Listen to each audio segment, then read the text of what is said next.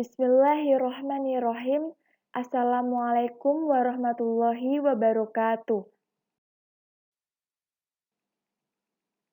Perkenalkan, nama saya Azhara Husna, NPM 2011010290,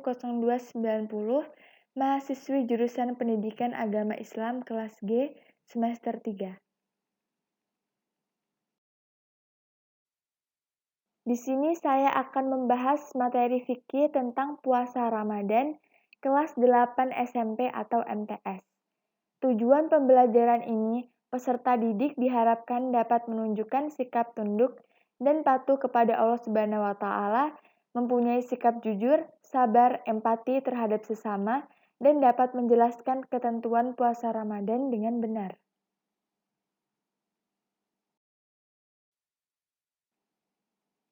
Puasa dalam bahasa Arab disebut siyam atau saum, yang berarti menahan.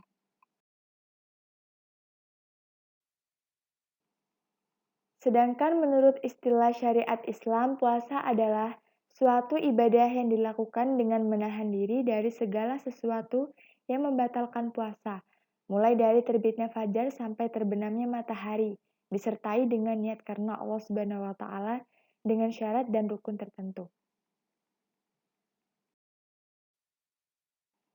Adapun dalil yang menunjukkan wajibnya puasa di bulan Ramadan, yaitu Quran Surah Al-Baqarah ayat 183. A'udzubillahi minasyaitonirrajim. Bismillahirrahmanirrahim. Ya ayyuhalladzina amanu kutiba alaikumus syiyamu kama kutiba alal ladzina min qablikum la'allakum tattaqun. Artinya, wahai orang-orang yang beriman, diwajibkan atas kamu berpuasa sebagaimana diwajibkan atas orang sebelum kamu agar kamu bertakwa. Ramadan diawali dengan niat pada malam hari. Bacaan niat puasa Ramadan, nawaitu sauma ghodin an ada'i fardi syahri ramadana hadisanati lillahi ta'ala. Artinya, aku berniat puasa esok hari demi menunaikan kewajiban bulan Ramadan tahun ini karena Allah Ta'ala.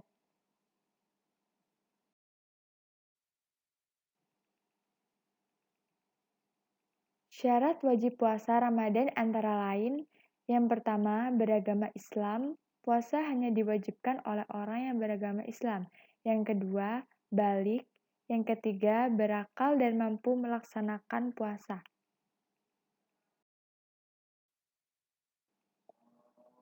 Syarat sah puasa Ramadan antara lain yang pertama Islam, kemudian mumayyiz atau orang yang bisa membedakan antara baik dan buruk. Yang ketiga, suci dari haid dan nifas.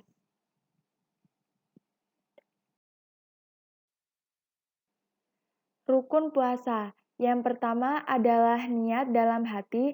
Niat ini diwajibkan tiap-tiap malam. Kemudian rukun puasa yang kedua adalah menahan diri dari segala sesuatu yang dapat membatalkan puasa, dari terbit fajar hingga terbenamnya matahari.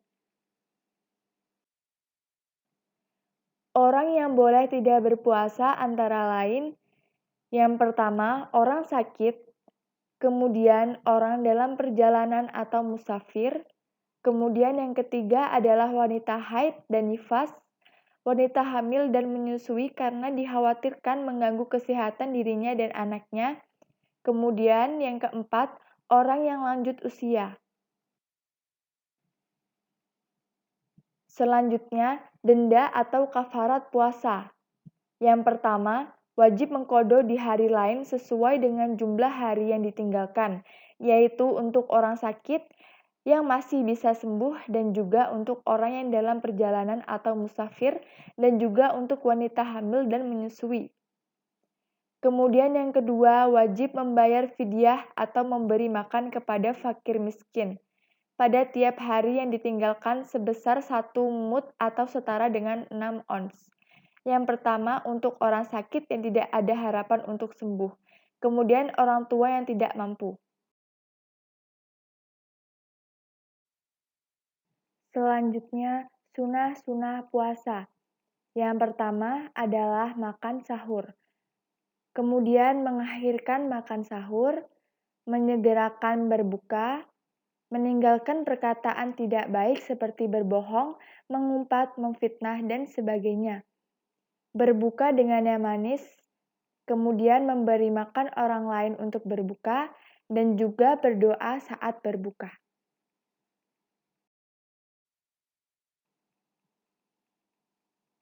Hal-hal yang membatalkan puasa. Yang pertama, murtad, kemudian muntah dengan disengaja, makan dan minum dengan sengaja termasuk merokok, selanjutnya haid, nifas, gila, mabuk, dan pingsan.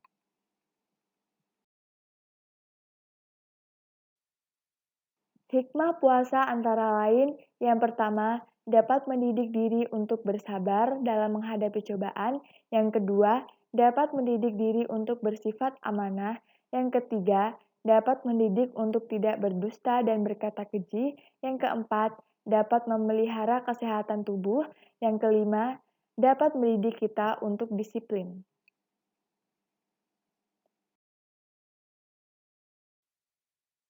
Sekian penyampaian materi dari saya, semoga bermanfaat dan dapat dipahami.